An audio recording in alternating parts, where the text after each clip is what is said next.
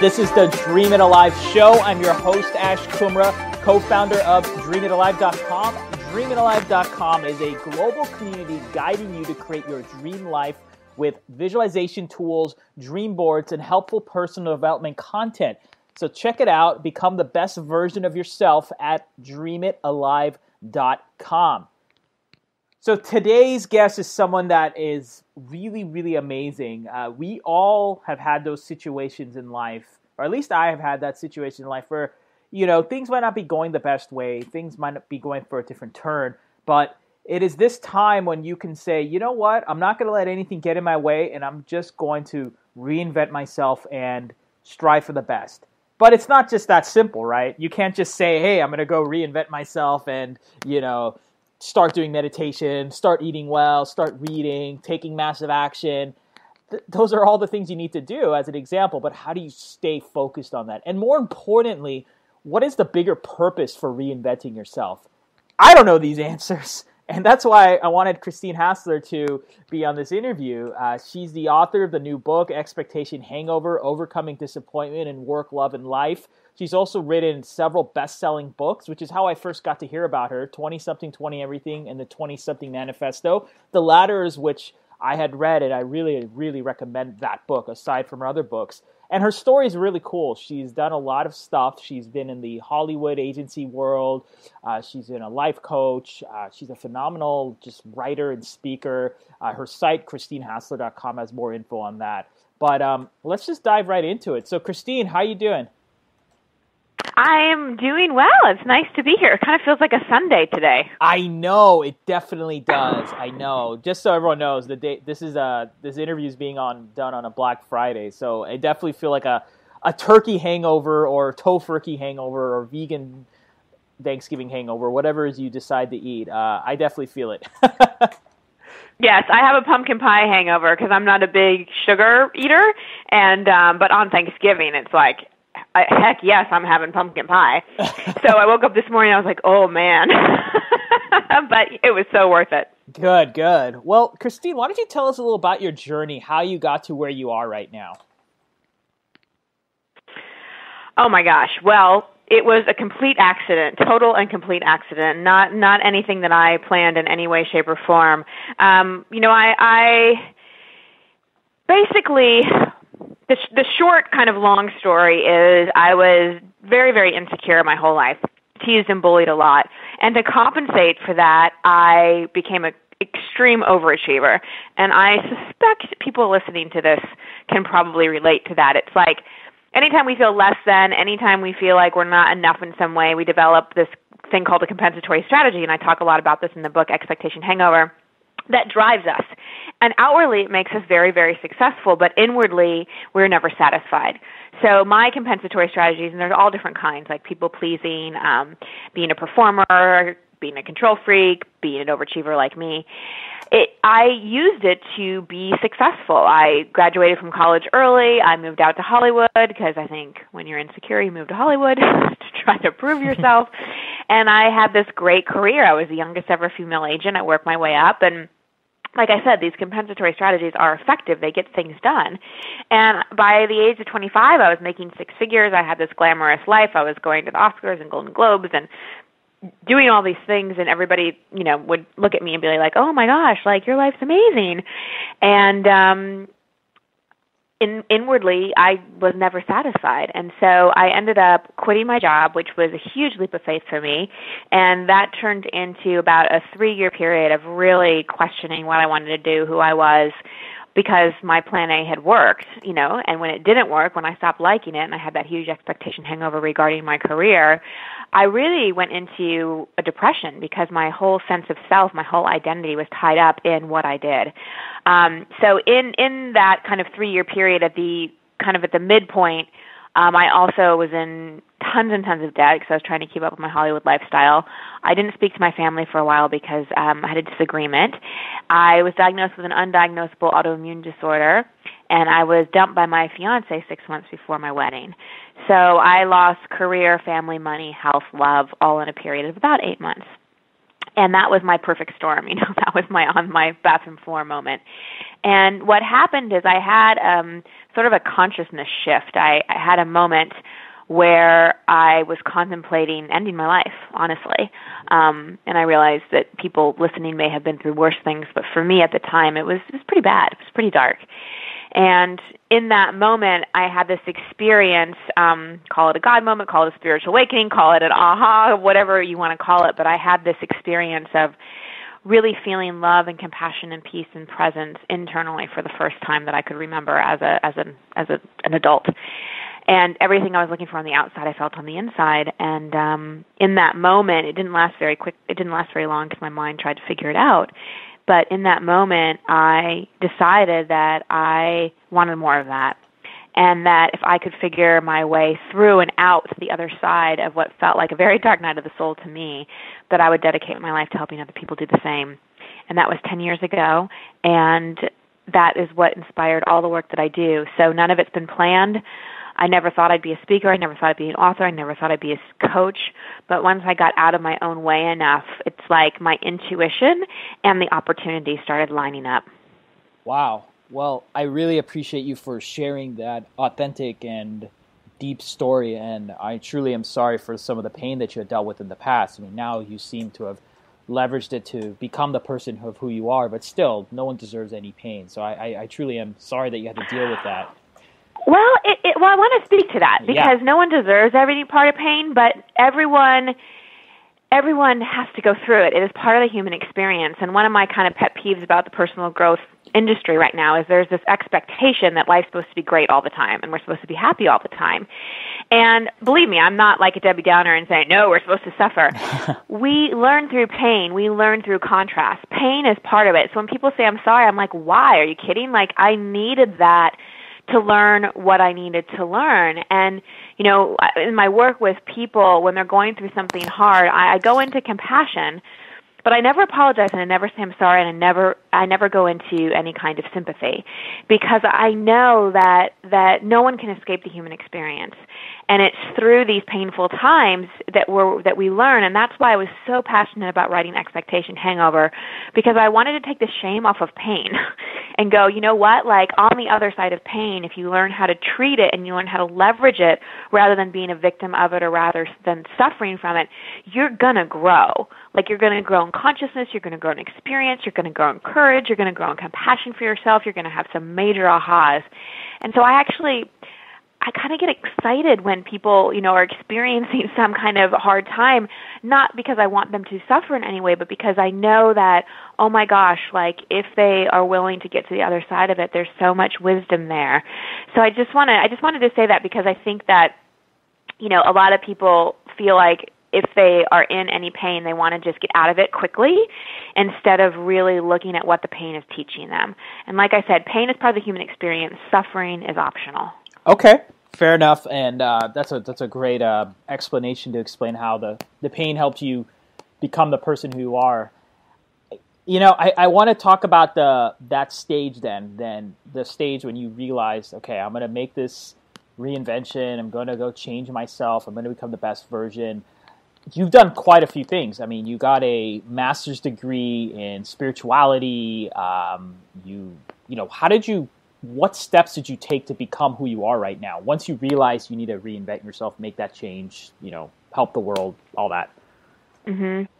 I did exactly what I teach in the book. Honestly, I really started looking within. I started with the emotional level, and in the treatment plan in the book, that's the level we start at.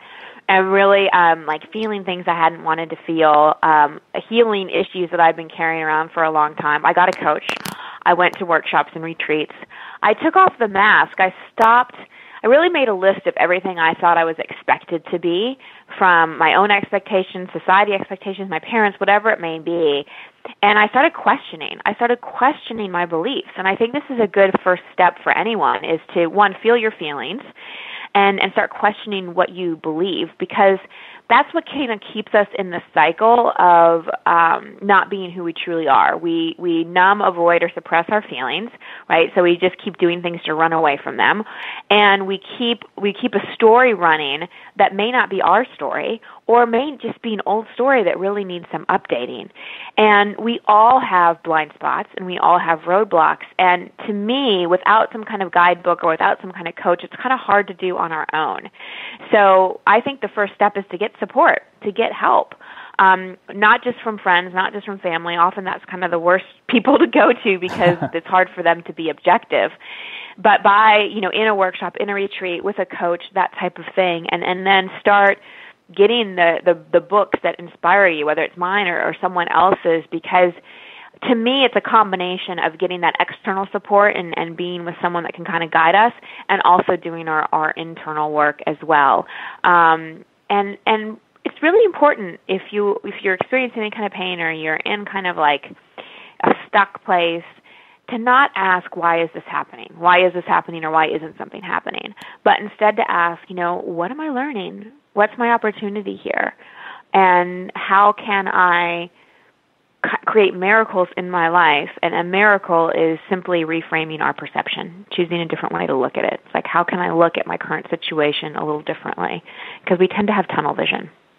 Who are some of the people that were your early coaches, or, authors that you read, or people that, you looked upon for guidance when you were on this journey? Well, I met my first coach. Her name is Mona Miller. Unfortunately, she's no longer on the planet. But she was someone that I met when I was 22 or 23, and I studied with her for 11 years, and she was someone who trained me. So I was very lucky to have kind of an old school apprentice training program before I got my life coaching and master's degree in spiritual psychology, and I have another master's degree in something else as well. But she was really the person I worked one-on-one with. And that was really pivotal for me. I also did all of the landmark education training. I've also done a lot of workshops through an organization called the Celebration of Being, which are a little more emotionally based. I've had so many different coaches and trainings, and I've loved them all. And I think what's so great about putting ourselves in either with a coach, or especially in a group situation or a workshop or retreat or those kinds of things, is we experience vulnerability. And there's so much healing, I think, that happens with vulnerability and taking the masks off. And I think, too, like for very successful people, sometimes it's hard to admit where we're struggling.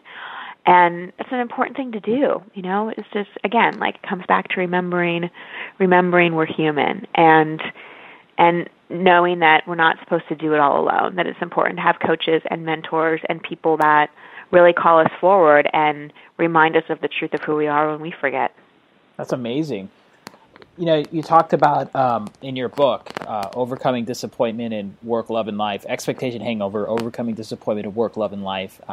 Tell us about the genesis of this. Like, why did you feel you had to write this book, and who is the ideal audience member who should read this?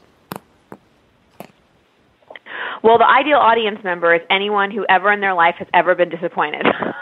So that's pretty much everybody. Yep.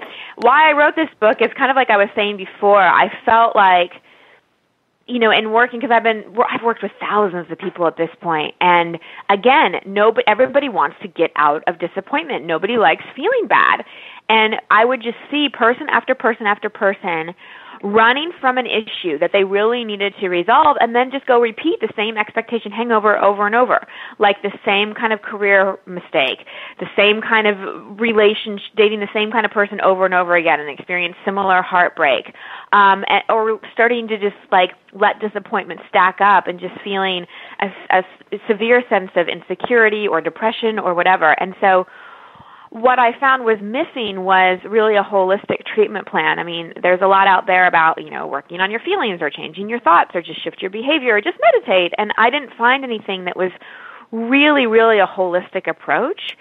And I felt so blessed to have learned what I've learned, because honestly, like there's been things, I just told you like a teeny part of my life story. There's been things that I never thought I'd get out of. And the fact that I did, and I'm on the other side, I feel like this call to share how I did it. Like it's like this passion call. I had to get it out there because I felt so blessed to be free from my own suffering. And so I want other people to have that same opportunity. That's awesome. How's the response been? Like, what are some of the feedback you've gotten from readers or your own clients who have read this book? People are in such gratitude. They're just like, they're having major epiphanies from it. And what's really great about the book is that there's so many exercises, and there's guided visualizations and meditations you can download for free, and so many questions and stories. So it's really a workbook rather than me just teaching you or talking to you. People are really finding their own inner coach, and through the exercises and through the experiences, they're really realizing that they have everything they need inside to navigate their own disappointment. And so people are feeling really, really empowered and really free. And that's my mission is to ease suffering on the planet and give people freedom. That's what I'm here to do, like in terms of my big picture vision and mission. The ways I do that, are through all different kinds of things, but that's the mission. So when I hear from people that they feel some freedom from suffering, and that they've let go of their expectations and they're going after more of their heart's desires, and that just lights me up. Like, that can make me cry just thinking about it. Well, you struck a chord with me in a good way. You talked about visualization, and as you know, with DreamItAlive.com, we're all about visualizing, putting it down on a dream board, and getting the guidance and helpful content to make it happen. Tell us more about the role that visualization plays for you, and how you recommend it for people who work with you. Well, I tell people that worry and fear are really kind of not real feelings.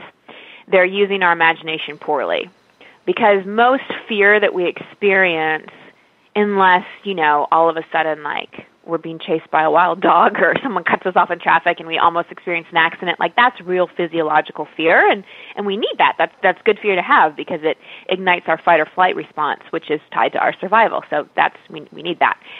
But most fear we experience is taking like a what-if statement and following it by something negative. What if I don't get the job? What if she never calls me back? What if my business fails? Blah, blah, blah, blah. And worry is the same thing. We're using our imagination poorly. We're taking it to a negative place. And so why visualization is so important is not just in the law of attraction reasons and not just in manifestation reasons, but really in reducing negative feelings that deplete our adrenals, raise cortisol in our brain, and actually impact our health. Because if we visualize positive outcomes, or if we visualize peaceful outcomes, or we just really visualize being in the present moment, it actually shifts our vibration. It actually creates more health and well-being in our body, because we're not engaging in things like anxiety and worry and fear, which actually drain the brain. It's just not good for our brain. So that's the first thing that's so powerful about it, is that it can offer us relief from so many of those things. Like, I always hear people talk about, I'm worried, I'm anxious, I have a lot of fear, and it's because they're using, their brain for evil, not good. And so that's one part. And then the second part, as you know, and as you so passionately teach, is so much of, the brain does not know the difference between a well-imagined thought and reality. So in visualizing how we want to feel, and I think that's a really important part of visualization, is not just picturing the outcome, not just picturing the form, but really visualizing the essence. Like, what is the feeling, how we want to feel, how we want to express. Visualizing those things help bring them into our life and help sort of create the vibration energetically that we need to be in order to attract and co-create those things. So could you tell us an example, either in your life or a client's life, where you've seen visualization work in a big way? And I'm not talking about, the secret story where, hey, I visualized parking tickets going away, and hey, checks came in the mail and right. they came. I'm talking about something that's like really shows to someone that this stuff really works. Because I feel, and tell me what you think, but I feel that one of the next big trends in the self-help and personal development segments are going to be more about how visualization and meditations really can change your life. I feel there needs to be more content in that arena. I agree. Well, I know a young woman, she's attended some of my workshops and events and was a student of mine, and she had a very bad knee problem and really needed extreme surgery, not just ACL replacement. I think everyone's had that. I've had that. She needed like a really kind of full reconstruction, like cadaver kind of parts and all this kind of stuff. And it was really severe, and she was in a lot of pain. And the surgery, you know, every time she thought of the surgery, her body just got really kind of scared. And it was actually kind of an intuitive fear that was coming up, not just a psychological one. And so she, you know, she told herself that she was going to put the surgery off 6 months. She wasn't going to do it. And she was just going to visualize her knee healing. And she wrote out this very detailed kind of visualization process using color and different imagery that really worked for her, and every day would go in and visualize her knee healing itself. Like she'd visualize the tissue rebuilding. She'd visualize, like, I can't remember exactly what was wrong, but she'd visualize it healing itself. And she did this every day, and by 3 months in, when she went in for her scan, it was already starting to heal itself. It was already starting to get better. Wow, that's amazing. Yeah. Yeah, and now she's not even doing the surgery because now it's at the point where she's rehabbing it enough on her own and she's not even doing the surgery. And I know so many stories like that of, you know, people that have healed themselves. I can think of another man that I was working with. He was a private client of mine, and he was an entrepreneur. And so he had this business that he wanted to build, and you know, we weren't really sure how it was going to go or if it was the right direction for him. But so what we did is we came up with a visualization of how he wanted to feel and what he wanted to be doing every day. So feeling creative, feeling connected to a team, feeling passionate about what he was doing, feeling like he was working in his zone of genius and not doing like everything. And he kept visualizing this and doing this and doing this, and the funding didn't happen for that job. But this other offer came in, like kind of out of quote-unquote nowhere, to work at this other startup where he had kind of the same freedom and capacity, but somebody else's money to do it all with. And like he got his total sort of dream situation that like didn't even occur to him, but all the things that he was visualizing in terms of how he wanted to be feeling and connecting and experiencing, he totally has in this job. So like a lot of times with visualization, the form and the timing may be different than our ego thinks. But again, like how we visualize in terms of what we want to feel, like I think that's what really shifts us the most and what's the most powerful part of the visualization is to really get an energetic feeling of what we want to be experiencing. So I was actually going to ask you a final question before we go to audience questions about what are your dreams and goals for 2015. But I really want to pick on this visualization thing a little further because you struck something that is near and dear to my heart, which is entrepreneurship. I meet a lot of entrepreneurs that live day to day, that some of them are, you know, in the grind and they're trying to make their business a success. They want to become their own big mark, whether it's, you know, the Facebook of the auto industry, or they want to just become the biggest market leader. You know, there's a lot of pressure when you're a startup and you have limited funds and you're living month to month cash flow wise. How can these people apply visualization to help make their business success? And I know this is a general suggestion that you're going to give, but I'm sure what you're going to give can apply to any industry, hopefully. Well, I'm going to use a quote, and it'll make sense as I explain. The Dalai Lama, I love this. I'm not quoting him exactly, but he says something like, the busier I am, the longer I meditate. And I think what entrepreneurs, and meditation visualization to me, are kind of go hand in hand. I usually pair them up. And I can talk more about that if you want. Yep. But why I think this is important to say to entrepreneurs is the misunderstanding that I think a lot of entrepreneurs get into is that they need to be working on their business all the time. And they forget about sort of the invisible part of their business, which is their own well-being, which is using tools like visualization. They're more likely to sit on their computer for 20 hours a day rather than take 20 minutes and do a very powerful visualization. So that's the first thing, is like really making it a priority and realizing that there is incredible power in that. And the second thing I'd say to entrepreneurs is entrepreneurs get very attached to form. Again, we're back to form versus essence too. This is the way I want it to happen, and it has to look like this, and I want to be this. And a lot of times that's very ego control based. And I've seen so many entrepreneurs that I've coached actually miss out on opportunities because, like, if you're to look around the room you're in right now and I say, notice everything that's blue. And then I say, close your eyes and tell me everything that was orange. You probably missed a lot of orange because you were so focused on blue. And I think that's what a lot of entrepreneurs kind of miss out on. So if you think about, like, as an entrepreneur, again, how you want to be contributing, how you want to be feeling, how you want to be connecting, how you want to be creating, and write out in present tense, like actually write that out. Like, I am engaging with people that I connect with every day. I'm creating products that serve a great community. Like, whatever it may be, in present tense, very descriptive. Read that out loud every day and then close your eyes and visualize it happening. Again, not so much the form, but the essence of how you want to feel, because I think that not only kind of takes some of the pressure off and breaks that pattern of I have to be working on my business all the freaking time, but it also opens up the part of your brain. Visualization opens up our right brain, which is all our creative intuition, all that kind of stuff. And when we're sitting in front of our computer and just working on the business, we're very much in our left brain, logical, whatever. And most entrepreneurs that are really, really successful will say that they had an insight, they had an aha moment. And unless you, like, open up that part of your brain, it's going to be harder to have those moments. Wow. I'm literally writing this down as you talk. This is so cool. This is awesome. Yeah, and in the book, in Expectation Hangover, there's something called future forecasting. Yes. And I basically teach you how to do this. Okay, very cool. You mentioned during this, just when you answered this question, that there was something you could talk about a little further if you wanted to. What was that? You were talking about the meditation side. You said, there's something I could tell. Yeah. So, I mean, people are like, what's the difference between meditation and visualization? So, generally, visualization is like you're actively visualizing something happening. You're kind of using your brain to see something, to create a movie in your mind.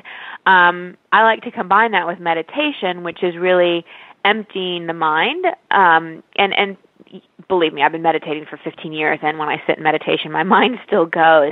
But my meditation practice is really about bringing my awareness back to my breath, back to the present moment, and not attaching to any thoughts.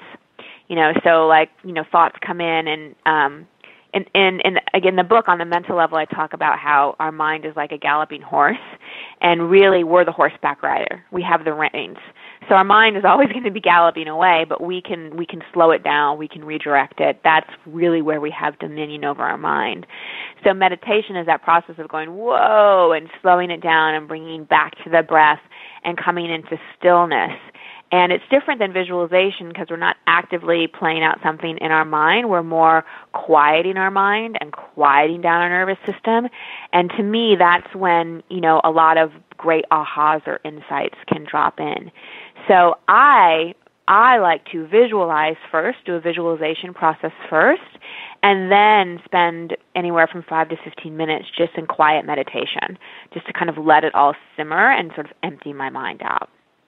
Okay, well, that's a great explanation, and that's a great another reason why everyone needs to buy your book if they haven't bought it yet. So that was a really great explanation. Last question before we dive into a couple quick audience questions. What's next for you, 2015? Like, what's on your own dream board, or what are you thinking about when you do your own visualization practices?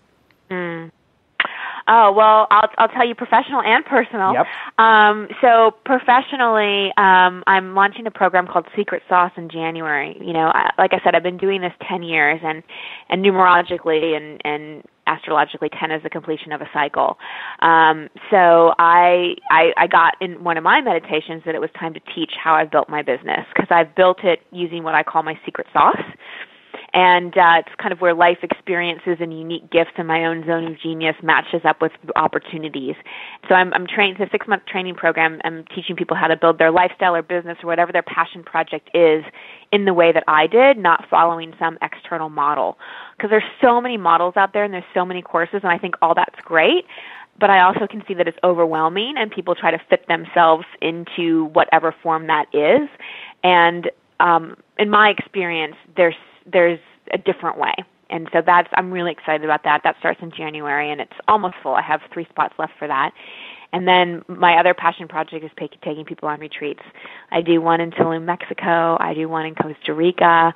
I love taking people on experiential journeys where they're also pampered and it's like beautiful places and awesome food and yoga and all that kind of stuff. So Tulum's in January and then Costa Rica's in April, May. And, for me, I'm thinking about my stretch and what I really want to get into. And you inspired me on this, Ash, is I want to dive into podcasting and really do laser coaching with people in a podcast format.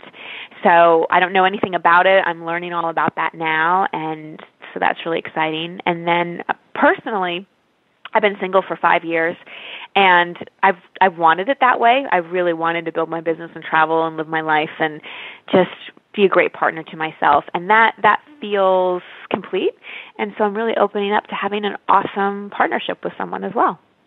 Okay, well that actually leads to this question, and this is from Ariel, and Ariel wanted to know, how do you balance work life and relationships? That was her question. Mm-hmm. And literally, that's kind of serendipitous that you just said that. So, yeah, great question. And I think relationships include not just romantic relationships, but friendships and family and everything. The answer is boundaries. Like, I turn my phone and computer off at a certain time. I make plans with people that are important to me. I make sure those are on my calendar. And also, I make sure I invest in my relationship with myself.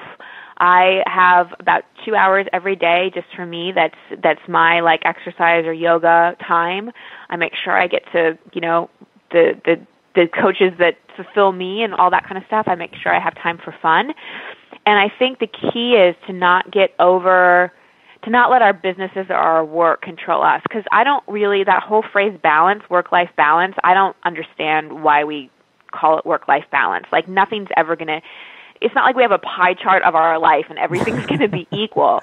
To me, it's really about presence. I mean, let's face it, most of us spend a lot of time working.